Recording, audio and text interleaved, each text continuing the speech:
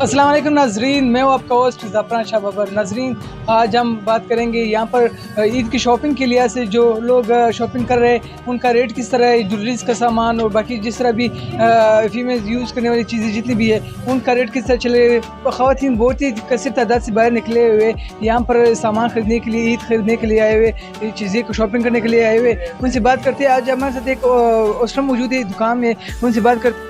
अच्छा सर, बताएगा कि ज्वेलरीज में क्या फ़र्क गया है? मतलब आई रेट तो आए और डॉलर के साथ ही रेट आए होता जा रहा है, तो आपका क्या कहना है कि कब तक नीचे आ जाएगा? डॉलर तो ज़्यादा ऊपर है ना, डॉलर के साथ हर चीज़ का रेट ऊपर जा रहा है, मज़ीद भी ऊपर जाने का इम्कान है। सर, इस गवर्नमेंट का क्या इल्ज़ाम है? क्या आप लोगों की सामान में कमी पेशी आ जाएगी या नहीं? इंशाअल्लाह। इंशाल्लाह। कंफर्म नहीं है? कन्फर्म नहीं है। अच्छा सर, अगर मैं आपसे एक सवाल करूँ तो उसका जवाब दोगे आप? जी जी, आप क्या अपने बेटे का नाम मोहम्मद शहबाज शरीफ रखोगे? इंशाअल्लाह नवाज शरीफ भी रखूँगा। वैसे क्या क्या खास है आपको लोगों के लिए उसमें? काम अच्छे थे, हर कोई खुशहाल था, जिसके आने से आपके सामने है क्या हुआ, हर बंदा परेशान है, कारोबार नहीं है।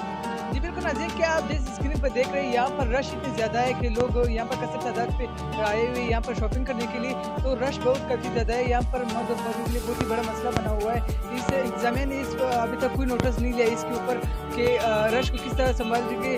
हर कोई शहरी जो है अपनी मनमानी करते हुए बाइक को अंदर ले आते हैं और यहाँ पर जो है ना लोगों के लिए काफ़ी मुश्किल का सामना करना पड़ रहा है।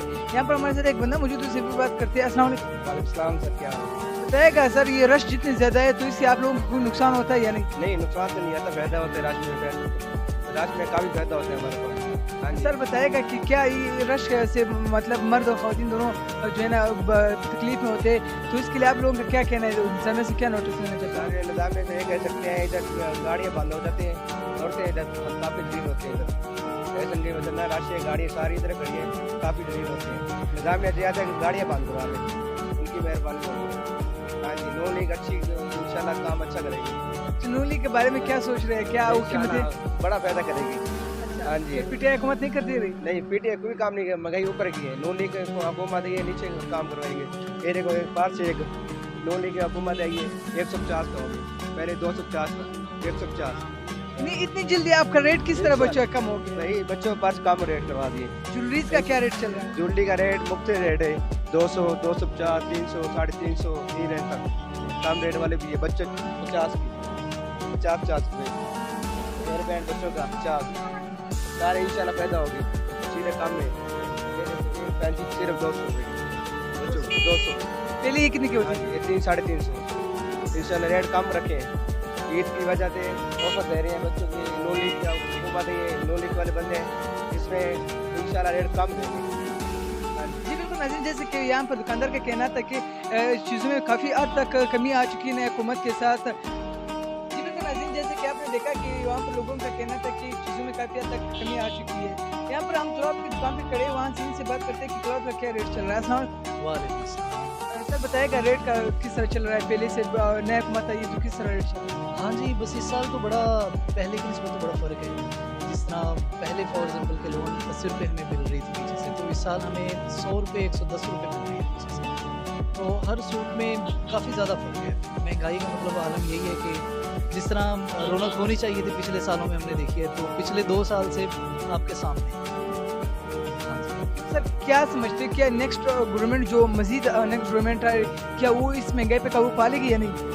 नहीं, मेरा तो नहीं ख्याल जो नेक्स्ट गवर्नमेंट आई हुई है तो इस पे काबू, वो तो बल्कि उल्टा महंगाई की तरफ ही मुझे दिखाई दे रहा है। रेट्स जिस तरह बढ़ रहे हैं मज़ीद, तो अलबत्ता इमरान खान साहब जो हैं उनके जो रेट्स थे बढ़े तो हैं लेकिन एक जगह फिक्स हो गए थे।